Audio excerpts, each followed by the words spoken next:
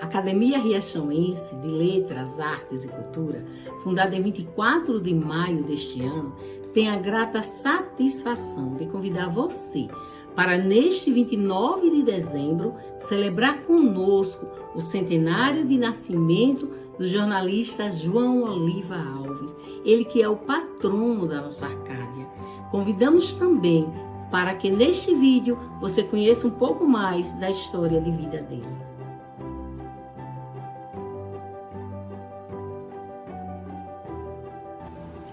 João Oliva é riachãoense, nascido em 29 de dezembro de 1922. Seus pais eram José Alves dos Santos, conhecido por seu Zusa, e Mariana Oliva Alves.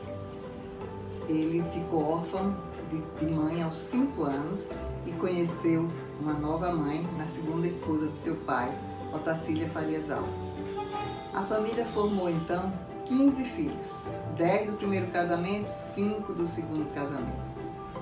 E as primeiras letras, todo o curso primário, que era o que era possível aos riachãoenses estudar naquela época, foi feito em Riachão, e ele aprendeu com os professores a amar a poesia e os livros. O professor Moisés Dantas teve uma importância grande nos livros que indicava, no seu gosto pela leitura, compartilhado pelo amigo Cindo Ramos. Em breve, ele teve que trabalhar. Trabalhou no comércio, na loja da sua tia Defa, depois foi para Buquim, onde ainda passou um tempo também trabalhando no comércio, mas logo voltou a Riachão. Na década de 40, ele vai ter novidades. Torna-se secretário da Prefeitura Municipal de Riachão de Dantas, faz concurso para o IBGE, o Instituto Brasileiro de Geografia e Estatística, e se casa nessa mesma década com a prima Maria Alves Oliva, que lhe deu 10 filhos.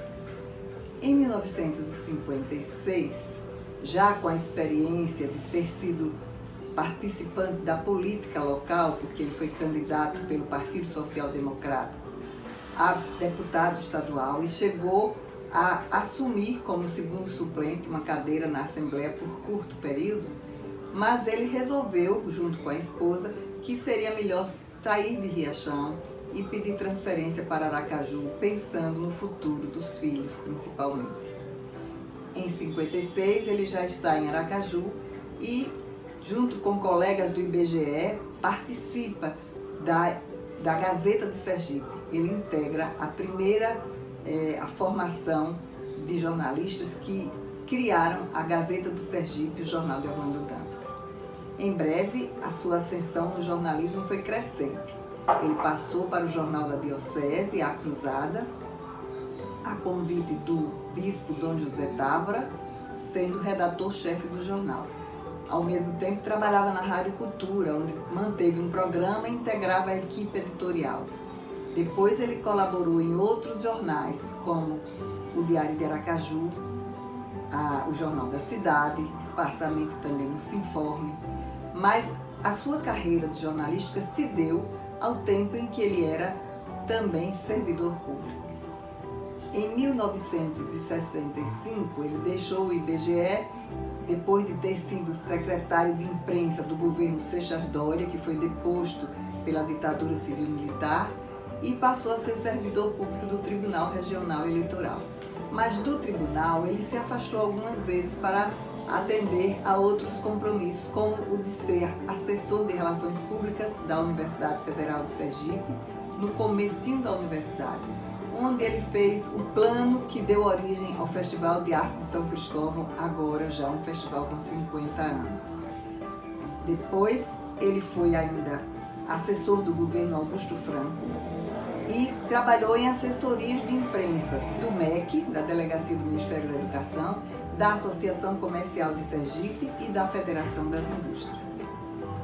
No fundo, o que ele foi a vida inteira foi jornalista, porque ele aprendeu que a imprensa era a sua tribuna, era a maneira de contribuir com a sociedade sergipana. Trazia notícias do Brasil e do mundo, apoiava as instituições culturais e assim ele criou toda uma intervenção na cultura sergipana.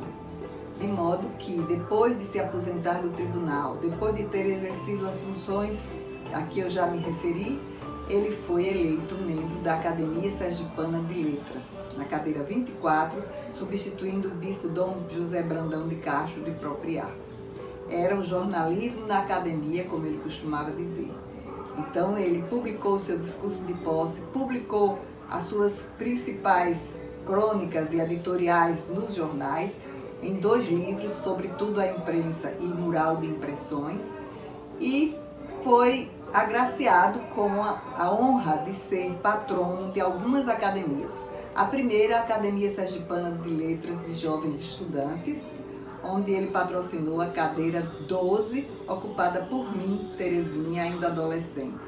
Mais tarde, ele é patrono de uma cadeira na Academia São Cristóvense de Letras, outra na Academia de Letras de Aracaju, de modo que, e ainda tem a Academia Poetas Além do Tempo, que é uma academia internacional. Então, a trajetória de João Oliva é essa, na imprensa, nas letras, né, amante da poesia, declamava, e acadêmico, servidor público, advogado, porque ele se formou em Direito muito depois, e jornalista, que é isso principalmente que ele foi.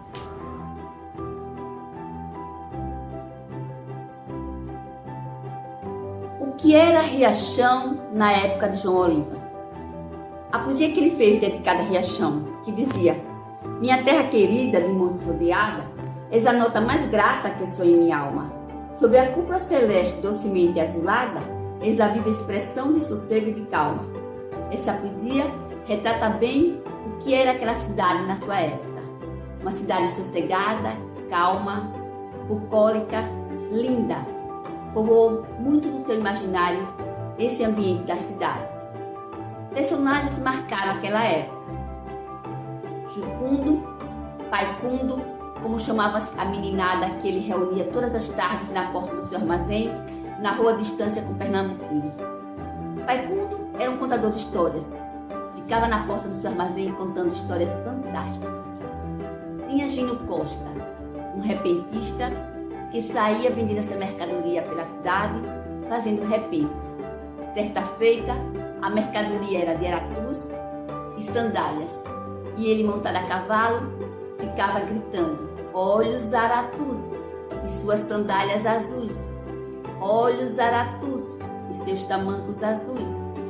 Tinha Marcelino, um cego, solteiro, que saía vendendo doces no tabuleiro. Saía cantarolando: quebra-queixo, quebra-queixo, tá melhor do que ontem. Ou então fazia paródias com músicas religiosas, cantando seus amores platônicos. Seu Moisés, um grande professor que ensinou gerações. E João Oliva bebeu muito da sabedoria de seu Moisés. A igreja era o centro da cidade. Lá, todo o movimento da cidade era feito através da igreja. Padre Fonseca, o seu primeiro vigário, tinha uma grande biblioteca no porão do seu casarão. Um homem culto. E aí João Oliva entrou um dia nessa biblioteca, me passou a ler todos os livros. Lá ele descobriu seu amor pela literatura. Lá ele descobriu seu amor pelos livros. Na década de 40 chegam os frades alemães, Frei Delfonso e Frei César. Esses frades deram um novo movimento à cidade. Resolveram mudar a sede da matriz, que era no centro da praça, para o ponto mais alto da cidade. Convocaram jovens e eles podiam colaborar com essa construção. À maneira alemã, faziam fila indiana e ficavam levando todo o material de um para o outro até chegar no ponto mais alto da cidade. Tinha as novenas, as missas festivas, a Santa Missão e a festa da padroeira. A Filarmônica era também um ponto de animação. Papai tocou bombardino na Filarmônica. Tinha serestas. Boêmios e seresteiros saíam na porta das namoradas, cantando as canções da porta delas, das suas mulheres, aqueles com que se apaixonavam. Logo adiante, mais adiante, houve a saída de jovens. A cidade já não tinha mais perspectivas de trabalho. E muitos jovens estavam indo embora da cidade. Foi assim com meus tios, Estefânio, Edmundo, Toinho, Naldo e outras pessoas. Foram de Pau de Arara para São Paulo para buscar um novo futuro. Uma saída importante foi a de tio Almiro, que foi para Recife, ser frade capuchinho, e em seguida resolveu ir para Novo Hamburgo, Rio Grande do Sul, e lá fez seminário e voltou com a sua ordenação. E a sua ordenação, a festa da sua ordenação foi uma grande festa da cidade, uma festa muito importante. Mas o grande centro da cidade era a política.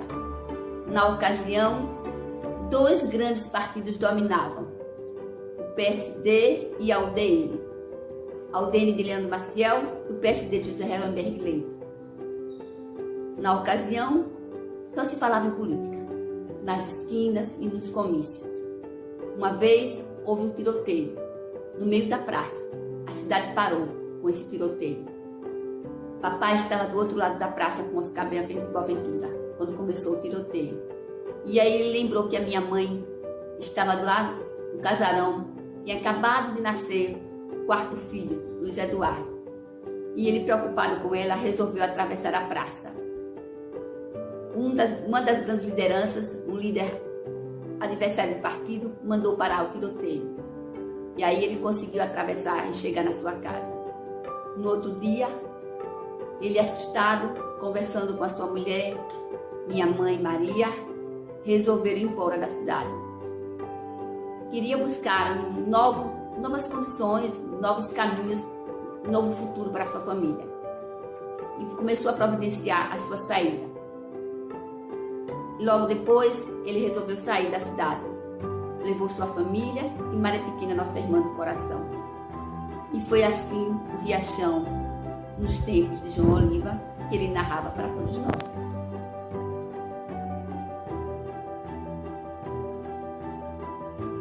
Olá, tudo bem? Eu sou Domingos Pascoal e estou passando aqui para falar sobre a ARLAC, Academia Riachãoense de Letras, Artes e Cultura. E mais ainda falar sobre o seu patrono, o meu amigo, meu confrade, na Academia Sergipana de Letras, João Oliva Alves. Eu quero parabenizar a presidente da ARLAC, professora Edileide, pela escolha do nome deste grande amigo, repito, João Oliva Alves, para ser o patrono daquela Arcádia de Riachão do Dantas. João Oliva foi, como eu já falei, confrade na minha Academia Sergipana de Letras, na nossa Academia Sergipana de Letras, uma pessoa que sempre estava presente, sempre com um texto e sempre falando bem de Riachão do Dantas. Me impressionava as histórias que ele trazia de lá. Me lembro muito bem de uma sobre a coisa prosaica até, o vendedor de quebra-queixo. Certamente, você que é de Riachão do Dantas, você que tem mais de 60, vai lembrar deste vendedor de quebra-queixo. E essa genialidade daquele escritor maravilhoso que foi João Oliva me encantava, porque é muito bom quando você fala bem do seu lugar, do lugar de onde você veio, do lugar onde ele, aos 19 anos, já era secretário lá do município de Riachão. Depois disso, ele começou a trabalhar no IBGE e lá de Riachão, ele começou lá mesmo, de Riachão ele veio para Aracaju e continuou.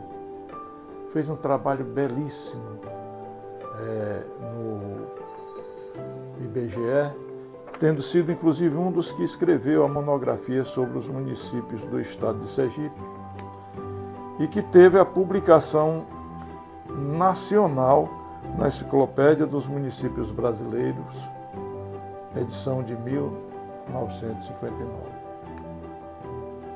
Então, João Oliva é daquelas pessoas que realmente merecem toda a nossa gratidão, todo o nosso reconhecimento. Em 1941, como eu disse, ele foi começou a trabalhar com 19 anos, né? E foi também e escreveu também um dos poemas mais lindos que eu já li e que me doou essa pérola no dia do aniversário de 90 anos. Isso em 2002. Sim, porque em 2012, melhor dizendo, porque se vivo fosse no dia 29 de dezembro de 2022, agora, daqui a pouco, ele completaria 100 anos. Nascido que foi em 1922. E eu, para encerrar, sobre essa personalidade importante de Riachão do Dantas, eu vou recitar aqui um poema chamado Aniversário. Abre aspas. Para João Oliva Alves. Eu sou moço, Senhor, e amo a vida. Eis que agora a minha alma irrequieta eleva aos céus uma oração sentida, ansiosa e humilde, prece de um poeta. Eu vos dou graça, meu mestre e Senhor, ao ingressar em nova primavera, 19 anos e tal, como uma flor que se abre e que esse fruto ainda espera. Quanta coisa, Senhor, eu desejava, ser bem rico, bem culto e bem atleta. Em amor, não, jamais nisso eu pensava. Jamais pensei também em ser poeta. Mas eis que com o fulgor de uma nova idade, meus desejos se rendem à magia de ver no céu da minha mocidade raiar o sol de amor e de poesia. Fecha aspas. Riachão do Dantas, 29 de dezembro de 1942, João Oliva Alves.